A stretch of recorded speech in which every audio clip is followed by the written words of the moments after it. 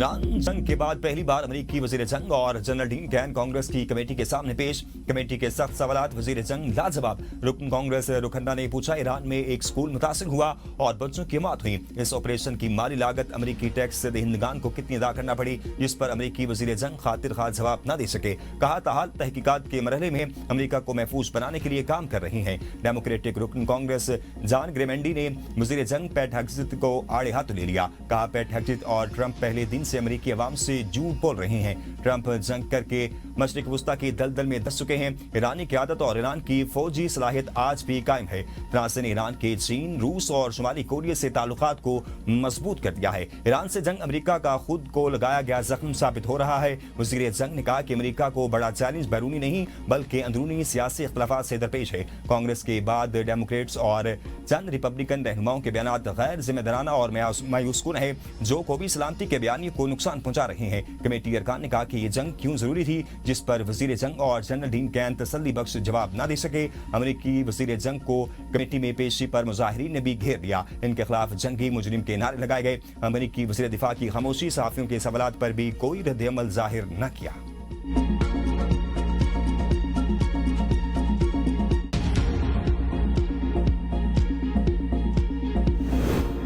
Iran के पास जोहरी हथियार नहीं होने चाहिए। शराफत छोड़ दी, अब अच्छा बनकर नहीं दिखाऊंगा। ईरान जल्द होश के नाखून ले। सदर ट्रंप की सहाफियों से गुफ्तगू। कहा, ईरान अपने मामला ठीक नहीं कर पा रहा, बेहतर है वो जल्द दानिशमंदी का मुजाहरा करे। ईरान गैर जोहरी मुआहदे पर दस्तखत के तौर पर तरीके नहीं जानता। ईरान को हर गुज़र एटमी हथियार रखने की इजाजत नहीं देंगे। ये बात ईरान भी जानता है और दूसरे मुल्क भी। ईरान से ऐसा मुआहदा चाहते हैं जिसमें एटमी प्रोग्राम पर हमारे खदशात दूर हों। जोहरी प्रोग्राम तर्क करने के मुआहदे तक मुहासरा खत्म नहीं होगा। मुआसरे की वजह से ईरान के हालात बद से बदतर हो रहे हैं। ईरान नाकाबंदी की वजह से तेल बरामद करने से कासिर है। ईरान पर दोबारा हमले शुरू करने का कोई हुक्म जारी नहीं किया। नाकाबंदी बमबारी से ज्यादा मौसर है। ईरान ने सिर्फ एक फोन करना है और हार मान लेनी है। व्हाइट हाउस की तर्जमान का कहना है कि अमेरिका और ईरान के दरमियान सफारती राब्ते जारी। मुआहदा कौमी सलामती से मशरूत है। वाशिंगटन खित्ते की सूरत-ए-हाल पर गहरी नजर रखे हुए है। ट्रंप ईरान के साथ सिर्फ ऐसे किसी भी मुआहदे का हिस्सा बनेंगे जो अमेरिकी कौमी सलामती को अव्वलीन तरजीह दे। अमेरिका किसी भी कमजोर या गैर मुतवाज़िन मुआहदे की हिमायत नहीं करेगा। अमेरिका अपने मफादात के तहफ़्फ़ुज़ पर कोई समझौता नहीं करेगा। ईरान ने अमेरिका को जवाब देने के लिए मोहलत मांग ली। पाकिस्तान की सालसी के नतीजे में जंगबंदी में 15 दिन की तौसीह की गई। ईरान ने 10 निकाती तजावीज़ भी पेश की। ताहम अमेरिका ने ईरान की नई तजावीज़ को मुस्तरद कर दिया। तजावीज़ में जोहरी प्रोग्राम का जिक्र नहीं था। ईरान ने नई तजावीज़ पर सुप्रीम लीडर से मुशावरत के लिए मोहलत का वक्त तलब किया। जल्द अमेरिका को जवाब से आगाह कर दिया जाएगा। ईरानी पार्लियामेंट के स्पीकर मोहम्मद बाकिर तालिबाफ कहते हैं, फौजी और सियासी क़यादत मुकम्मल इत्तेहाद के साथ और रहबर इनकलाब की हिदायत के मुताबिक मुल्क की अमूर चला रही है। दुश्मन अब नए मरहले में दाखिल हो चुका। बहरी नाकाबंदी और मीडिया प्रोपेगेंडे के जरिए मासी दबाव और अंदरूनी तकसीम पैदा करने की कोशिश की जा रही है। ईरानी अवाम दुश्मन की इस चाल को भी नाकाम बनाएंगे और मुल्क को कमजोर नहीं होने देंगे। ईरान के नायब वज़ीर ख़ारजा सईद खतीबज़ादा का कहना है कि हालिया तनाज़े का हल जंग में नहीं, सिफारतकारी पर बदस्तूर आगे बढ़ने का वाहिद रास्ता है। सिफारतकारी की जगह हर रास्ता गैर मकबूल होता है। बेपनाह काविशें की गई पाकिस्तान की तरफ से, जिसमें फील्ड मार्शल सईद आसिम मुनीर और इसहाक डार साहब और दर्जा बदर्जा जो इम्पोर्टेंट जो मेंबर्स हैं, उन्होंने बहुत कोशिश की। और इस तरह आप जानते हैं कि सीज़ फायर में फिर एक्सटेंशन हुई जो हनूज जारी है। पाकिस्तान ने मशरिक वस्ता में अमन के लिए बेपनाह कोशिशें की जो अब भी जारी हैं। वज़ीर आज़म शहबाज शरीफ का वफाकी काबीना के इजलास में इज़हार ख्याल। कहा, 11 अप्रैल को ईरान और अमेरिका के दरमियान इस्लामाबाद में मुज़ाकराती अमल शुरू हुआ। फरीकैन के दरमियान 21 घंटे तवील नशिस्त हुई। ईरान के वज़ीर ख़ारजा अब्बास अराग़ची ने पाकिस्तान का दौरा किया। ईरान पाकिस्तान का हमसाया और बरादर मुल्क है। खित्ते में अमन के लिए कोशिशें जारी रहेंगी। वज़ीर आज़म का पेट्रोल की कीमतें बढ़ाने का भी इंदिया। कहा, अमेरिका ईरान जंग ने हमारी 2 साल की इज्तिमाई काविशों को नुकसान पहुंचाया। इस सूरत-ए-हाल में आलमी मंडी में तेल की कीमतों में इजाफा हुआ। आलमी मंडी में बढ़ती कीमतों की वजह से गैर मामूली सूरत-ए-हाल है। जंग से पहले एक हफ्ते काबिल 30 करोड़ डॉलर था, जो अब 80 करोड़ डॉलर तक पहुंच गया है। टास्क फोर्स रोजाना की बुनियाद पर सूरत-ए-हाल की निगरानी कर रही है। जुम्मे को तेल की कीमतों का दोबारा तयन करना है। मशरिक़ी वुस्ता में जारी कशीदगी और आपना हुर्मस की बंदिश के बायस आलमी मार्केट में तेल की कीमतों में इजाफे का सिलसिला जारी। बरतानवी खाम तेल ब्रेंट क्रूड ऑयल की कीमत $119 फी बैरल तक जा पहुंची। अमरीकी खाम तेल WTI की कीमत $106 फी बैरल से तजावुज कर गई। पाकिस्तान में तेल की दरामदी बिल में 167% इजाफा रिकॉर्ड किया गया। दूसरी जानिब मशरिक़ी वुस्ता की कशीदा सूरत-ए-हाल पर आलमी बैंक की तवानाई की कीमतों में 24% इजाफे की पेशगोई। रिपोर्ट में कहा गया कि अगर खित्ते में जारी शदीद तनाव मई तक खत्म हो जाता है तो भी कीमतों में नुमाया इजाफा बरकरार रहने का इम्कान है। रूसी वज़ीर खजाना ने कहा है कि UAE की ओपेक से अलहदगी के बाद कीमतों को काबू में रखने के लिए ओपेक के रुकन मालिक तेल की पैदावार बढ़ा रहे हैं।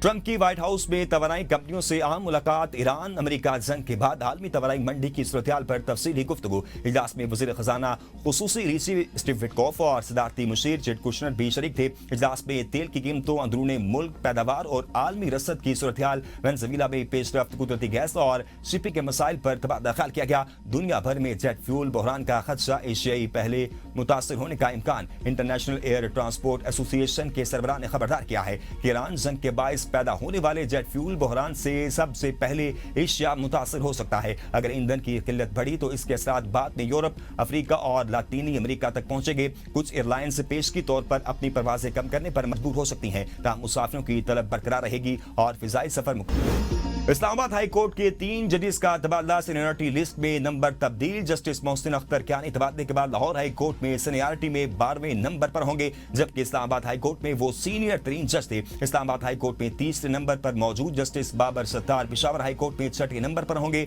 जबकि justice Saman Rifat Sindh high court में सीनियरिटी की फहरिस्त में 16वें नंबर पर होंगी, जबकि इस्लामाबाद हाई कोर्ट में वो सीनियरिटी लिस्ट में इनका नंबर 6 था। इस्लामाबाद हाई कोर्ट के 3 जजेस के तबादले का नोटिफिकेशन जारी।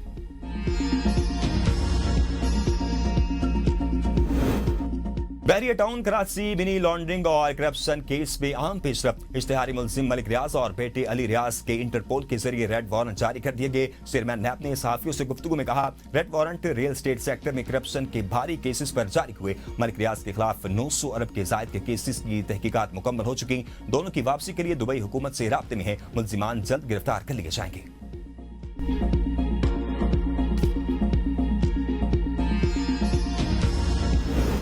बानी पीटीआई फॉरेन फंडिंग केस में मरकजी मुलजिम करार। ममनुआ फंडिंग केस में बानी पीटीआई और दीगर के खिलाफ चलान जमा करवा दिया गया। रजिस्ट्रार ऑफिस की जानिब से चलान की स्क्रूटनी का अमल शुरू। बानी पीटीआई के खिलाफ फॉरेन फंडिंग केस आज इस्लामाबाद बैंकिंग कोर्ट में समाअत के लिए मुकर्रर। 190 मिलियन पाउंड नैब केस। बानी और बुशरा बीबी की अपीलें आज समाअत के लिए मुकर्रर। इस्लामाबाद हाई कोर्ट का 2 रुकनी बेंच केस की समाअत करेगा।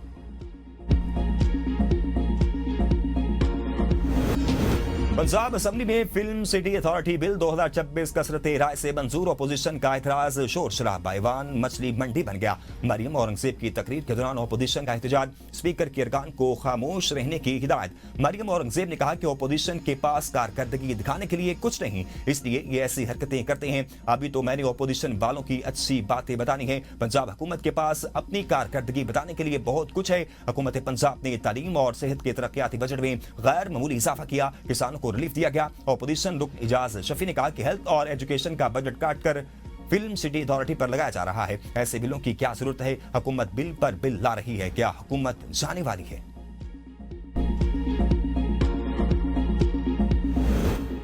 वज़ीर आला पंजाब ने ऑस्कर अवार्ड याफ्ता पाकिस्तानी नैयाद फिल्मसाज जर्नलिस्ट शर्मैन उबैद चनाई की मुलाकात। NSIT सिटी में पंजाब से फिल्म सिटी के मंसूबे पर तबादला ख्याल। इश्तिराक के कार पर इत्तफाक। मरियम नवाज ने कहा कि Punjab film city project Pakistan का पहला end to end media production hub बनेगा।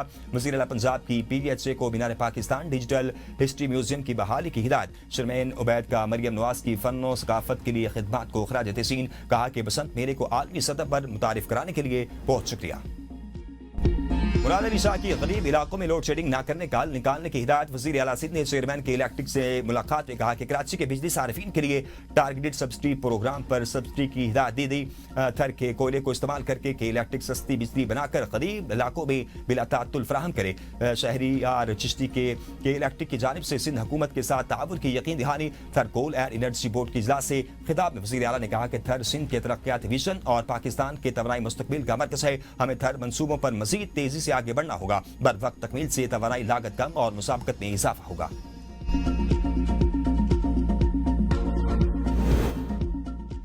वज़ीर आला खैबर पख्तूनख्वा की यूरोपीय यूनियन के सफीर से मुलाकात। सुहेल खान आफरीदी ने सेंटर ऑफ एक्सीलेंस के क़याम ने यूरोपीय यूनियन के ताउन को सराहा। कहा अफगान जंग के असरात से खैबर पख्तूनख्वा को शदीद नुकसान उठाना पड़ा। अब नौजवानों में सरमायाकारी तरजीह है। अफगानिस्तान के साथ मामलात में मुज़ाकरात ही आगे बढ़ने का मौसर रास्ता है। यूरोपीय यूनियन के सफीर ने कहा टेक्नोलॉजी और वोकेशनल स्किल्स हमारी तरजीह है। वज़ीर आला ने 2 मई को लाहौर का दौरा मनसूख करने का भी ऐलान किया। वज़ीर दिफा ख्वाजा आसिफ ने सुहेल खान आफरीदी की वज़ारत आला का इलेक्शन चैलेंज करने का इल्जाम मुस्तरद कर दिया। कहा हमें साजिश करने की जरूरत नहीं। पीटीआई के अंदर इतना इंतशार हो चुका है कि बाहर से किसी को दखल अंदाजी करने की जरूरत नहीं रही। पीटीआई को बर्बाद करने के लिए बानी की बहनें ही काफी हैं। अगर किसी मरहले पर कोई सोचे भी कि बानी पीटीआई के मामलात में मुदाखलत करनी है तो वो भी गलती होगी। कराची में मसाइल कम होने के बजाय बढ़ गए। कराची तरक्की करेगा तो पाकिस्तान तरक्की करेगा। अवाम पाकिस्तान पार्टी के सरबराह शाहिद खगान अब्बासी के कराची में न्यूज कॉन्फ्रेंस। कहा कराची में ट्रांसपोर्ट का निजाम तबाह है। शहरी इंफ्रास्ट्रक्चर का कोई पुरसानी हाल नहीं। कराची में सड़कों की हालत खराब है। 5 साल हो गए लेकिन कराची की मसरूफ तरीन सड़क नहीं बनी। यूनिवर्सिटी रोड कब बनेगा? क्या कोई जवाब दे सकता है? हुकूमत जवाब दे कि सड़कें क्यों नहीं बनाई। कराची में पानी बहुत है लेकिन लोगों को नहीं मिल रहा। मसाइल की बात करें तो सियासी रंग दे दिया जाता है।